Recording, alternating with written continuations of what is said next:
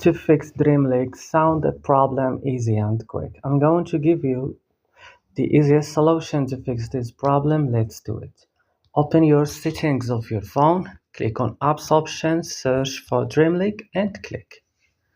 Here guys, scroll down this list, click storage and click clear cache now. Back after this, click on force stop and click OK.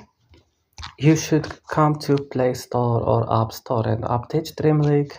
Here now restart your phone and that's it. Don't forget to like and subscribe. See you in another video.